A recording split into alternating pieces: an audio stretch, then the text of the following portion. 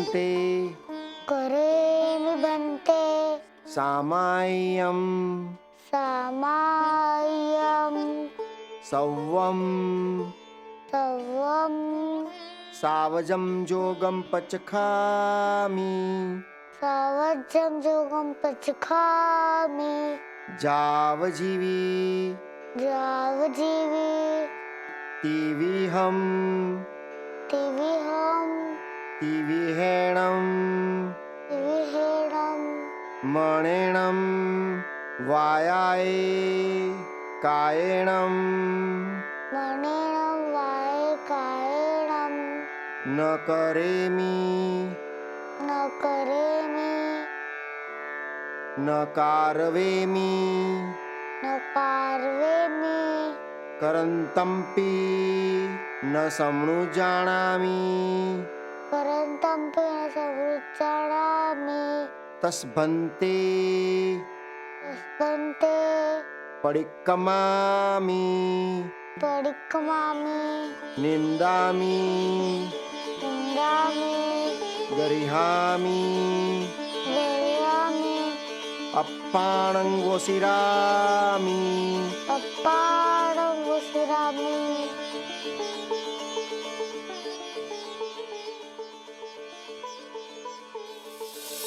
આજથી આ ક્ષણે નવદીક્ષિત કંકુબાઈ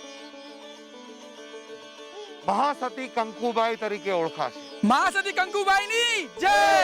મહાસતી કંકુબાઈની જય! મહાસતી કંકુબાઈની જય! આજથી આ ક્ષણેથી નવદીક્ષિત આનંદ કુમાર અજરામર સ્વામી તરીકે ઓળખાશે. અજરામર સ્વામીની જય! અજરામર સ્વામીની જય! અજરામર સ્વામીની જય!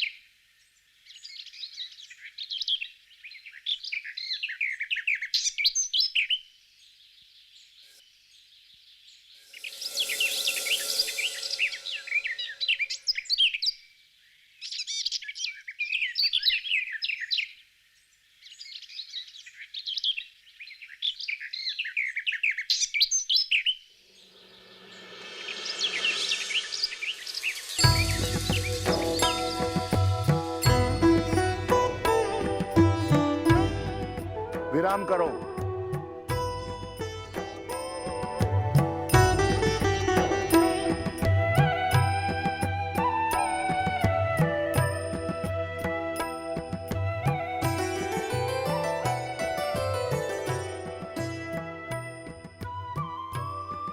કાંઈ વિશેષ?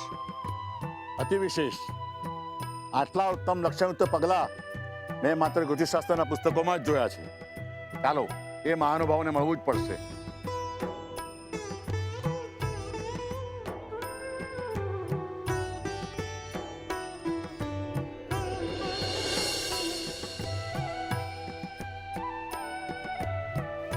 મથ્યાણમ વંદામી. વંદામિ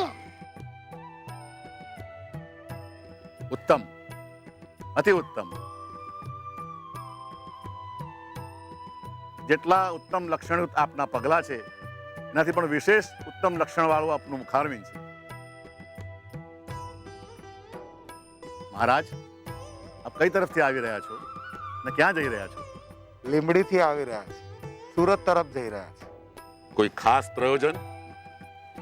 અમારા લઘુ મુનિને સંસ્કૃતનો વિશેષ વિદ્યાભ્યાસ કરાવવો છે. આજે ઉપાશ્રયથી નીકળતી વખતે જે શુકન થયા તે જોઈને મને ખાતરી હતી કે આજે જરૂર લાભ થશે, પણ લાભ આટલો વિશેષ હશે એ તો મને કલ્પના પણ નહોતી.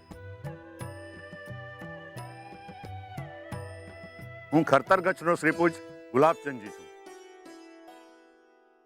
અહંકારથી નથી કહેતો, પણ આ ઉત્તમ શિષ્યની લાલચથી કહું છું કે આખા સુરતમાં મારાથી સારો સંસ્કૃતનો જાણકાર તમને નહીં મળે.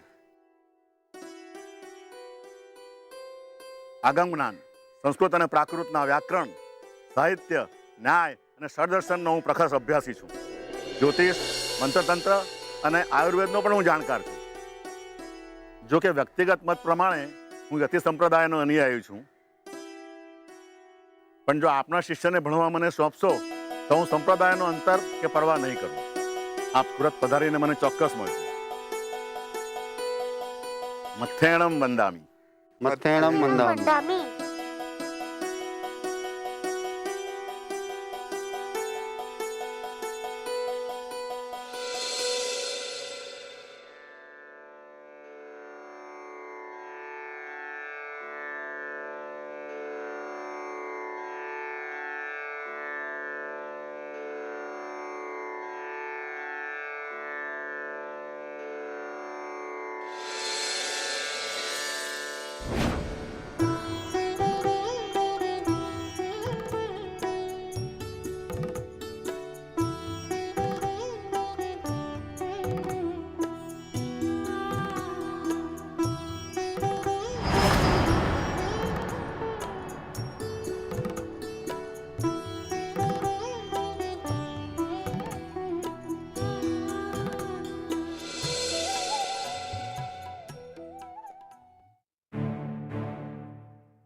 સાહેબજી, મારે એક વાત કહેવી છે.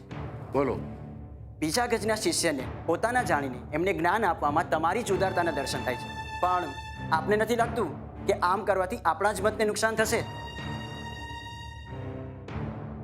મને એ કહો કે આપણો મત અને બીજાનો મત, આ બંને મતનો મૂળ ધર્મ કયો?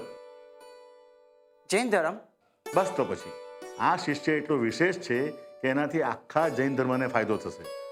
5-10% મતાંતર સામે જોવા કરતાં 90% સામ્યતાઓ સામે જોવામાં વધારે લાભ છે.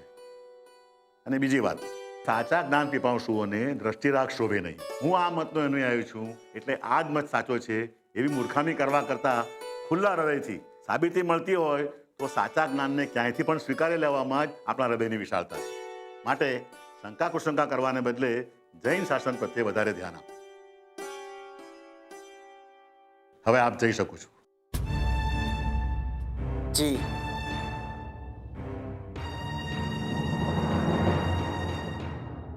છ વર્ષ દરમિયાન સુરતના સંગ્રામપુરા, ગોપીપુરા, હરિપુરા જેવા પરાઓમાં કલ્પતા ચાતુર્માસ કરી અજરામરજીએ વ્યાકરણ, ન્યાય, અલંકાર, સાહિત્ય, નાટક, ચંપુ, છંદ અને જ્યોતિષની સાથે સાથે ન્યાયમાં દીપિકા, મુક્તાવલી અને દિનકરી જેવા પ્રકરણ ગ્રંથોનો પણ અભ્યાસ કર્યો. આ સાથે જગદીશ ગદાધરના ગહન ગ્રંથોનો અભ્યાસ પણ પરિપૂર્ણ કર્યો અને એની સાથે ન્યાયાવતાર, રત્નાવતારિકા અને સ્યાદવાદ રત્નાકરનો અભ્યાસ પણ પરિપૂર્ણ કર્યો. અને એટલું જ નહીં, આની સાથે સાથે સાંખ્ય યોગ, વેદાંત અને બૌદ્ધ ધર્મના દાર્શનિક ગ્રંથોનો અનુભવ પણ મેળવ્યો. અને અભ્યાસની પૂર્ણાહુતિએ શ્રી પૂજ્યજીએ અજરામરજીને એક અનુપમ ભેટ આપી. આજના પાઠ પશ્ચાત ગોપીપુરા ઉપાશ્રયનો આપનો અભ્યાસ પૂર્ણ થાય છે. ત્યારબાદ આપ વિહાર કરી શકો છો. આજનો પાઠ છે સૂર્યપન્નતિ અને ચંદ્રપન્નતિ. સૂર્યપન્નતિ અને ચંદ્રપન્નતિ? પણ એ તો ચમત્કારિક શક્તિઓ છે ને ગુરુદેવ. મને ખબર છે કે તમને સિદ્ધિઓ, શક્તિઓ અને ચમત્કારી વિધિઓમાં રસ નથી. માત્ર આત્મહિતમાં જ રસ છે. પરંતુ ક્યારેક શાસન ઉપર આપત્તિ આવી પડે ત્યારે તેની રક્ષા કરવા માટે પણ આ વિદ્યા શીખવી જરૂરી છે. જેવી આપની આજ્ઞા ગુરુદેવ.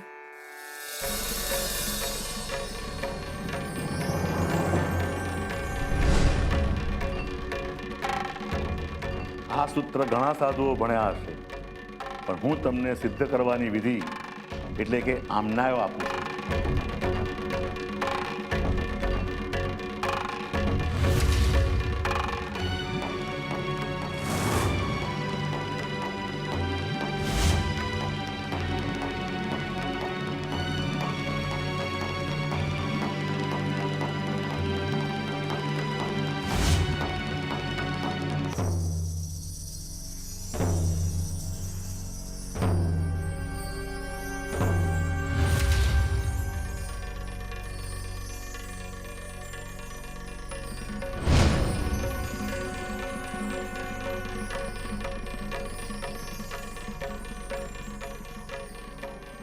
લીમડી જવું જરૂરી છે, અહીંયા જ રોકાઈ જાવ ને. આપનું વાત્સલ્ય હંમેશા મારી સાથે રહેશે. આપનો અનંત ઉપકાર હંમેશા મારા સિર પર રહેશે.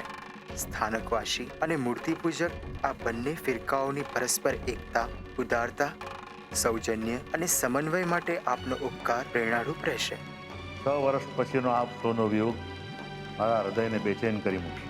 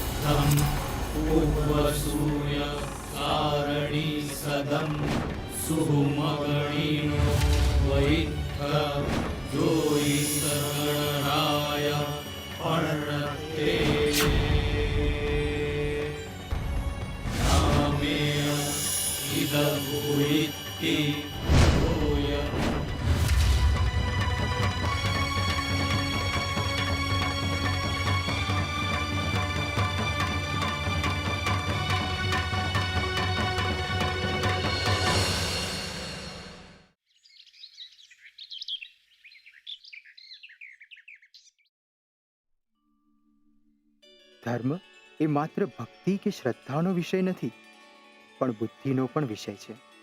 સાચું પૂછો તો ધર્મને પહેલા બુદ્ધિથી કસોટીએ ચડાવીને પછી હૃદયમાં સ્થાન આપનારની શ્રદ્ધા વધારે અડગ થશે. આત્માની ઓળખ કરવાથી માંડીને મોક્ષ સુધી પહોંચવા વચ્ચે આવતા પ્રત્યેક પડાવને, પગથિયાને જાણી, સમજી, ચિંતન મનન કરીને હૃદયમાં દ્રઢતાપૂર્વક સ્થાપિત કરવાના છે. સમજ્યા વગર માત્ર મહારાજ સાહેબે કહ્યું છે એટલે કરશો તો ધાર્યું ફળ નહીં મળે. પણ મહારાજ સાહેબ, વધારે પડતી શ્રદ્ધા પણ સારી નહીં ને? એટલે કે સમજો, આપ એક ઉપદેશ આપો છો, આ ભાઈ એને વિનમ્રતાથી માની લે છે, અને હું એ ઉપદેશ ઉપર શંકા કરી એને ચકાસી તપાસીને સાબિતી જોયા પછી જ માનું, તો મહારાજ સાહેબ, સારું અને સાચું કોણ? શ્રદ્ધા કરી એ કે શંકા કરી એ? સૌથી પહેલા તો ચકાસવું, પ્રશ્ન ઉદ્ભવવો, એટલે શંકા જ કરી એમ વિચારવું બરાબર નથી. હું દ્રષ્ટાંત આપીને સમજાવું. હું તમને એમ કહું કે સુરતના ગોપીપુરા વિસ્તારમાં એક સુંદર ઉદ્યાન છે અને એની સુંદરતાનું વર્ણન કરું તો આ ભાઈ અહીં બેઠા બેઠા શ્રદ્ધાપૂર્વક મનમાં એક ચિત્ર માંડે અને તમે મારા કહેવા પર ત્યાં જવાનો પુરુષાર્થ કરી ઉદ્યાનને પોતાની આંખોથી જુઓ, તો કોને ફાયદો વધારે થાય? આ ભાઈને બીજા 4 જણા આવીને કહેશે કે ત્યાં તો ઉદ્યાન નથી, તો એની શ્રદ્ધા હલી શકે છે. પણ તમે જાતે ત્યાં જવાનો ઉદ્યમ કર્યો, શંકા નહીં ઉદ્યમ કહું છું, ઉદ્યમ કર્યો, જાતે અનુભવ કર્યો, એટલે તમારી શ્રદ્ધા હવે કોઈ દિવસ નહીં હલે. હવે કહો કે કોરી શ્રદ્ધા સારી કે શ્રદ્ધા પર અનુભવ માટેનો ઉદ્યમ વધારે સારો? બરોબર ગુરુદેવજી. એટલે મારું કહેવું એમ છે કે ધર્મમાં પુરુષાર્થ કરો. ગુરુદેવ, આદેશ્વર ભગવાનને જ્યારે સંવત્સરણમાં પ્રશ્ન પૂછવામાં આવ્યો કે શું અત્યારે આ સંવત્સરણમાં કોઈ ભાવિ તીર્થંકરનો જીવ હયાત છે, ત્યારે તેઓએ પ્રત્યુત્તરમાં જણાવ્યું કે હા, મારો સાંસારિક પૌત્ર મરીચી અવસર પીણીના છેલ્લા તીર્થંકર મહાવીર હશે.